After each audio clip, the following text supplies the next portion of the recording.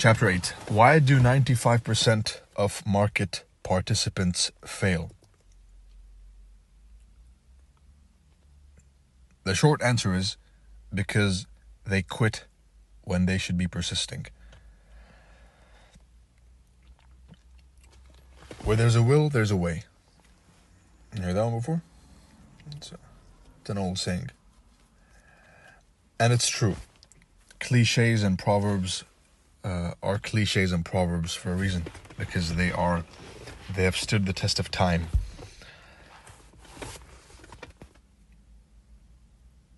There's going to be some of you who will simply coast by this mentorship and move on as if nothing happened. I know that there's going to be a lot of you who will completely transform their trading, as has happened before with the previous ones. But there's going to be some of you who coast by this one, and this message is for them. Snap out of it. Focus. Excuse me, that was the car. Snap out of it, focus, and get professional. We just started the year. Q1 is almost over. And this was recorded before, actually, but I had to redo it right now. Q1 is almost over. And it's a long year ahead of us. And I've given you enough tools, a lot of tools, enough tools to completely milk the year. If you can focus. So I've done my part. My part is showing you the way. My part is pointing you to the road. And your part is walking to it and taking the path that it leads you to. I can't emphasize enough on how important it is to avoid multiple sources of information. Focus on one or two max sources which are in alignment, and get to your charts. You will learn the most spending time by yourself in your room or basement or desk or wherever you are, wherever you like to go and practice. But you will learn the most studying by yourself. It's good to have groups. I was at one point 100% against them. I still am. But I understand the importance of having multiple eyes, for example, when it comes to gathering data, when it comes to forecasting. A might see what B missed, or what C didn't have a clue existed, right? So there's power in unity, that's for certain. But when it comes to honing your craft, when it comes to sharpening your blade, then the most you learn is by yourself, alone, in a room, curled up, looking at the screen, and dissecting each and every candle on the charts. Right? So that was a mini introduction speech. And now we delve into the technicals of why a trader fails.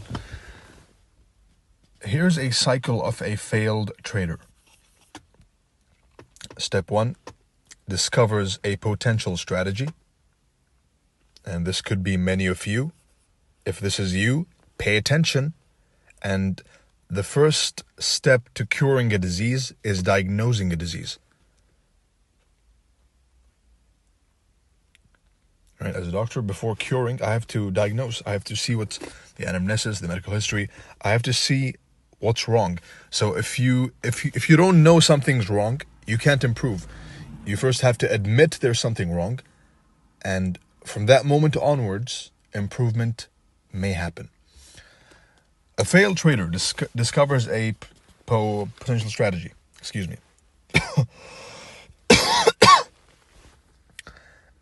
He then takes a strategy, for example, a golden zone fib. He backtests the strategy with a beautiful result of a 100% win rate. as goes with backtesting. And a little side note, when I see these absolute goofballs on Twitter sharing the data like they did something, my backtesting strategy yielded me 80% win rate over the 3000 R, it's irrelevant. Backtesting is a tool. It's a means to an end. It's not the end goal. All right? It's important, but more important than backtesting will always be tape reading and live trading, right? Forecasting beforehand, noting down what happened. So backtesting has its place,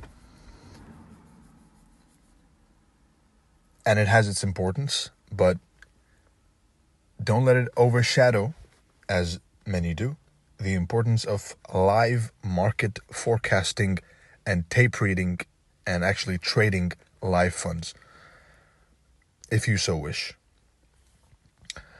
So, he discovered the strategy. He backtests the strategy with a result of 100% win rate. He then tries the strategy in live, in live market conditions. And of course, he fails. He then goes on to abandon the strategy. And if it sounds familiar, this is okay. This is okay. This is normal. But if you reach this stage of the cycle, then you've failed. Which is abandoning the strategy because it didn't work. Which is what most people do, and you want to have a minority mindset because the minority win. Right? So this is what the majority do. Strategy, backtest, try, fail, fuck it, abandon, next. It's a never-ending cycle. And a successful trader cuts the cycle off where he should. A successful trader, this could be you. It could be you right now. I have some killers in this group who joined just to sharpen the blade even more. Right? So if you've succeeded, this is what happened. If you are yet to succeed, then this should be what should happen. You discover a strategy, a turtle soup, which is the only strategy which matters, the market mechanics in the flesh. You backtest the strategy with the results of 100% win rate, of course. You then try it in live market conditions, and this is what differentiates the successful trader from the failed gambler, which is when a successful or to-be successful trader tries in live market conditions and fails, he then questions why. He blames himself, not the mentor, not the strategy. He asks himself, why is this happening? Why did I fail? Why did I mark this gap and it disrespected it? Why did I mark this market structure shift and it just went and stopped me out? Why? What did I do wrong? Because the market is perfect. The system is perfect. The system is perfect. So stop blaming the system. Time and price will always be in alignment with higher time frame order flow. Always. This will never change. The open in a bearish day will always go up for London and break down, and then the shift in London is the trend for New York. That's always going to happen, right?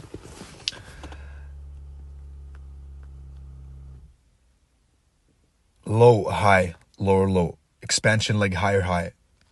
Leg number 2 is always going to happen.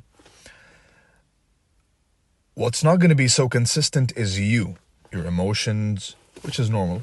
You're a human being, after all. You're not an algorithm. Right? So understand that first. The first step is understanding that the system is perfect. You are at fault. It's always the operator's error. Same in medicine. You learn the importance of being the operator and realizing that most mistakes that happen in surgeries, for example, they happen from the lack of experience of the operator or the mistake committed by the operator. Operator error is what accounts for the majority of malpractices in the world, in all clinics, in all hospitals, right? So the system is perfect. Stop blaming it, blame yourself. Stop randomly pressing the buttons for the sake of pressing it, which I know all of us have done. Yes, even me, once upon a time. But some of you, you've made it part of the routine, right? If you're a trading routine, wake up, press buttons, go to sleep. Stop it. Organize your personal life, because it does infiltrate into your trading. Plan the trades, and thankfully we have an edge. If you're in this group and you've watched the previous chapters, then you have an edge, which is you know that your setups are timed, so you have everything planned beforehand. The only way you can fuck it up now is by not understanding the higher time frame, or not getting the correct higher time frame directional bias, and that's one important thing, and lacking chart time. I've given you the sword, I've given you the weapon, I've given you the tool. Now and I've shown you how to use it. If you're going to actually use it, that's up to you. Clean your room. And I don't say this frivolously or as a joke. I say it seriously, because the state of your room tells me the state of your mind. If your room's a mess, then you probably have 200 tabs in the background of your phone, right? So clean your room, if you have a room. Clean your house. Organize your day. Have some sense of time management. And this drags me back to the previous point of minority mindset. The majority of people don't clean their room, and they have unorganized lives, and they lack time management skills. And, of course, the majority always lose in the markets. So that is something to take into consideration. It's not a direct cause, but me, for example, I find when my room is clean and not messy, then I can trade with a clear mind. I'm a Muslim, so when for example, I pray 5 times a day. As a Muslim, you have to pray 5 times a day. So when I pray them on time, then my mind is a lot fresher, as opposed to when I delay one, which should never happen, right? So manage your time. Next up is an image of the stages of the ideal trade. Planning, marking the key level, waiting for the level to hit, executing, and waiting.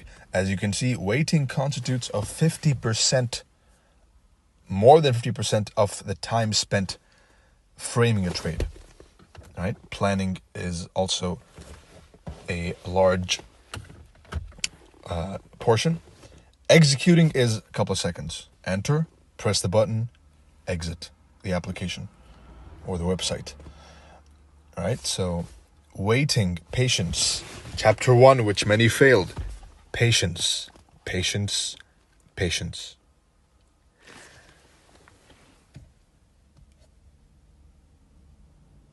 Everything is not as it seems to be at first glance.